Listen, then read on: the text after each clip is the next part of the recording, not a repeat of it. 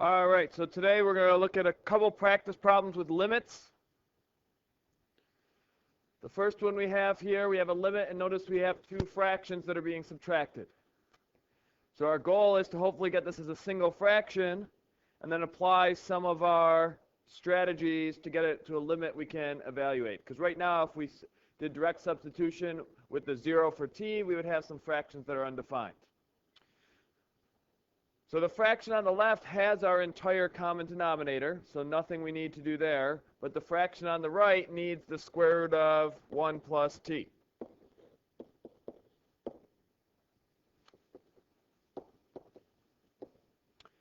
Rewriting this now, this is 1 over t square root of 1 plus t minus, we'll have square root of 1 plus t in the numerator, and t square root of 1 plus t in the denominator. We can now bring that together as a single fraction. We'll have 1 minus the square root of 1 plus t over t square root of 1 plus t. We still have something that would be undefined if we did direct substitution. When we have radicals being added and subtracted, we know our common strategy is to do the conjugate. So we'll multiply top and bottom by 1 plus the square root of 1 plus t. And on bottom, we'll do the same thing.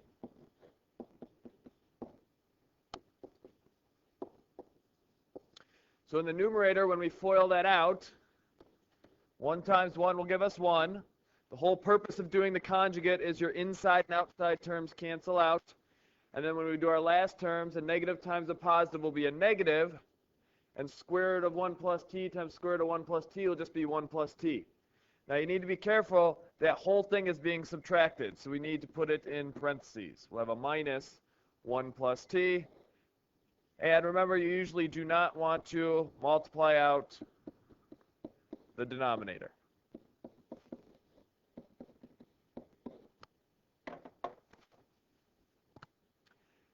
If we distribute our negative, that's going to become a negative 1 and a negative t. So the 1 and the negative 1 will cancel out, and we'll just have negative t over t square root of 1 plus t times 1 plus square root of 1 plus t. Well, now our negative t and our t divide out to 0, leaving us with negative 1 in the numerator. And the denominator will be left with square root of 1 plus t times 1 plus square root of 1 plus t. And now we have something we can do direct substitution with. We'll sub in our 0 for t.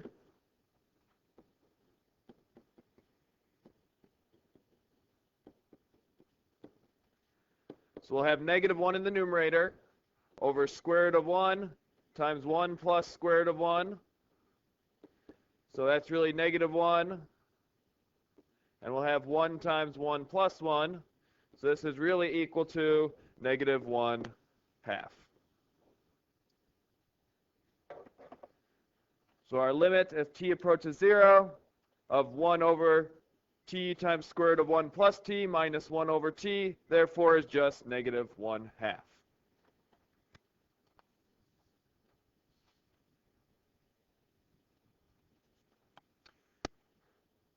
Next up, 35 from this section. That first part should trigger something in our brains of what we're probably going to work with. We've got a function f of x that's staying greater than or equal to our function 4x minus 9, and that's staying less than or equal to x squared minus 4x plus 7. This should trigger in your mind that we're probably going to use the squeeze theorem. Our goal is to show that that leftmost function and the rightmost function have the same limit as x approaches 4, and then by the squeeze theorem, that'll imply that the limit as x approaches 4 of f of x will be the same thing. So let's do our limit as x approaches 4 of our leftmost function, the 4x minus 9. Well, this is something that can be done with direct substitution. 4 times 4 minus 9 will be 16 minus 9, which is really just 7. So the limit of the leftmost function is 7. Now we'll do the limit as x approaches 4 of our rightmost function, x squared minus 4x plus 7. Again, this is something we can do with direct substitution. We'll have 16 minus 16 plus 7. So in the end, we'll get that our limit of the rightmost function is 7.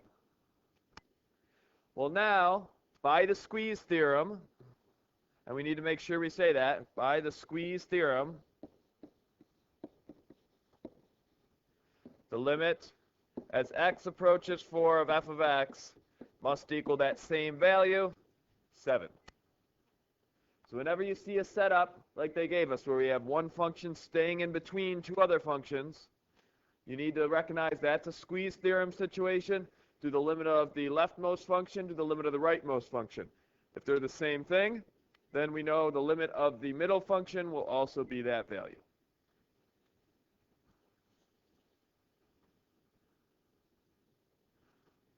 One more example for today's video. We're going to look at the signum function, which we looked at previously. The signum function is -1 if x is less than 0, 0 if we're equal to 0, and +1 if x is greater than 0. So we'll draw it just so we can get a general idea of what it looks like to help us. So at 0, we'll be 0. Negative x's will be at -1. Positive x's will be at +1, and we got those open circles at 0 because really our function's defined at a y value of 0. So our limit of signum as x approaches 0 from the right. Well, as you're coming from the right towards 0, we're always at +1. The next one, the limit as signum approaches x, or approaches 0 from the left, well, we're always at -1. So putting it together, now our overall limit as x approaches 0 of signum, well, our left-hand limit does not equal our right-hand limit, so therefore our overall limit does not exist. This last one now wants to look at the absolute value of signum. Well, absolute value makes all negative y values positive. We will still be at 0 when it's 0 because absolute value of 0 is 0, but every other time we will now be at +1. Because basically we're taking the absolute value of this -1, which is just +1. Well, now our limit from the left as we approach 0 is 1. Our limit from the right as we approach 0 is 1. So therefore, overall, our limit is just 1.